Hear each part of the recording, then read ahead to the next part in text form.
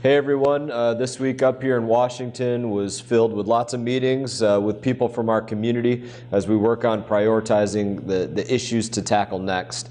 One of the pieces being, being in Washington that can be frustrating at times, but actually probably most of the time, is not just the pace at which things get accomplished here, but also the process that things move along here. One night when I was doing, they call it speaker pro tem, I was leading the House floor. I started reading the book on parliamentary procedure, and the book was literally, it was about this thick. I only got through about 10 pages as I was doing that, but the point of what I'm saying is the process by which we have to do things is lengthy. You have to layer that on top of what goes on in the Senate, and I can tell you for me, it's probably just as frustrating as it is for everybody else. I just thought I'd share that with you. If you're ever looking for something to put you to sleep, maybe try reading that book on parliamentary procedure. It'll probably knock you out pretty quick. But I can tell you this.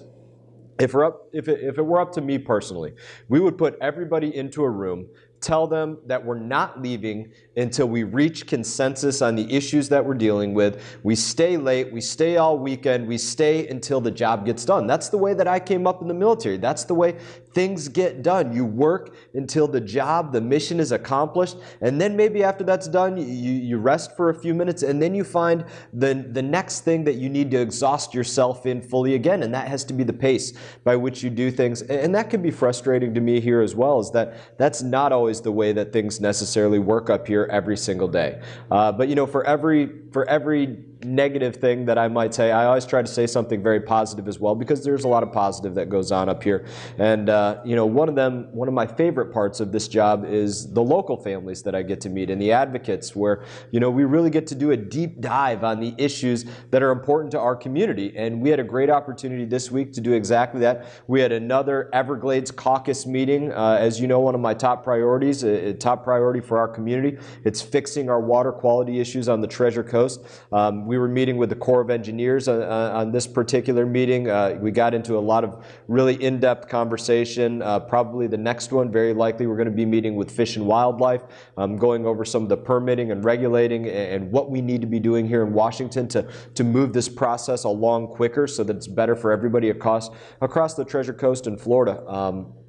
There's a lot going on at the state level right now, and there's a lot that we have to do here at the federal level to match what's going on at the state level. And so in that, I can tell you, I am enjoying getting to work on that piece of it most of all. The meetings that we're having, they're continuing over the next several weeks. We're going to be rolling out some new legislation that layers upon the legislation that's going on in the state to essentially enable some of the permitting that has to go on that's maybe not slated to go on until years to come, to get that permitting to start immediately, so we don't have to wait these long time frames. This is one of the most unfortunate parts that I can say about what goes on with that permitting process. I was told at one point that if we as Florida or whatever the body is, the Corps of Engineers, owned land south of Lake Okeechobee for a reservoir to build one, if they bought land tomorrow and they owned it,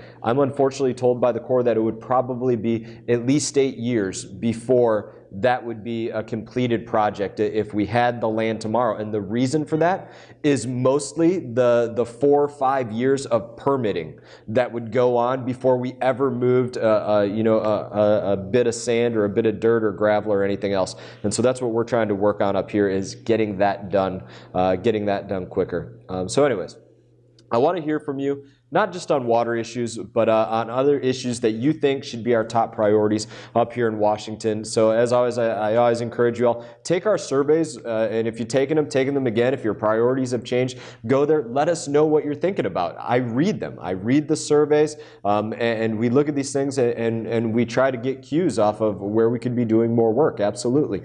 So that's at mass.house.gov/survey. The planning this week, it didn't stop us from passing some important bills, and so I also want to speak specifically about that just a little bit. One of those bills is on an issue that's very close to my heart. I always talk about what goes on with our veterans. So we passed legislation. It was S544.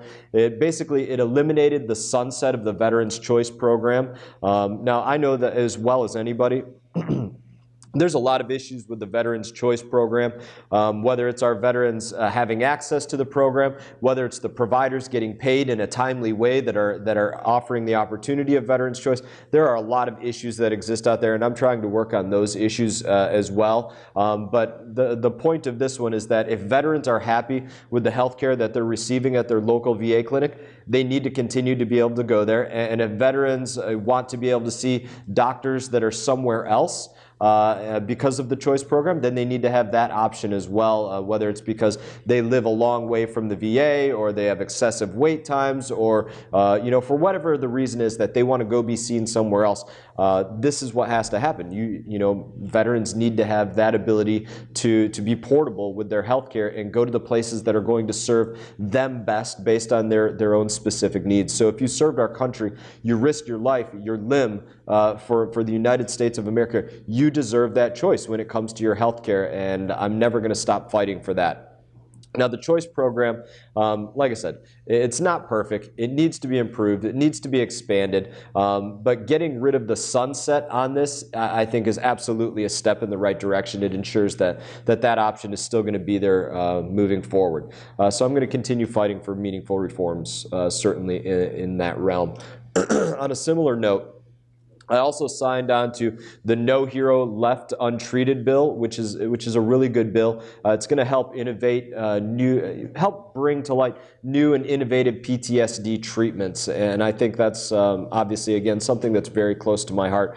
I have many friends that have experienced just a lot of bad things as a result of the wounds that they carried home with them, both those that you can see and those that you can't see, those that they carried home with them from the battlefield. I've lost a number of friends who have chosen to end their own life. Not something I want to get into right now, but it's something that's, again, it's very close to my heart. I also co-sponsored the Iran Ballistic Missile and International Enforcement Act, and holding Iran's funders, those that are allowing them to basically go and play a role, give them the financial ability to go and play a role, holding them accountable. It's critical to restoring peace in the Middle East, and so that's one of the most important things that we also did this week, or that I signed on to. I was very, very proud to sign on to that one. I think it's important for the security, not just of the Middle East and the West, but certainly the United States of America, and that's something I could speak in depth on at another time. We do a lot of hearings on foreign affairs and what's going on with the Iran ballistic missile programs and the North Korea ballistic missile programs, and so it's something that I've gotten to dive very, very in depth into. Now, before we wrap up the video for this week, I want to quickly give, basically a special shout out to some folks. Hunter Scott McDonald for achieving his Eagle Scout. Congratulations on that. That is no easy feat. I'm proud of you. I'm proud of the work that you did there. I think that's outstanding. So good job on that. As always, it's an honor to represent you here in Congress, in the United States House of Representatives. I'm absolutely humbled to be able to do it each and every day. And as always, I look forward to hearing from you, whether it's on the phone or Facebook or email or letters or whatever it is that you send in, to let us know what you're thinking. Let us know how we can work together. Let us know the needs that you see. So as always, thank you.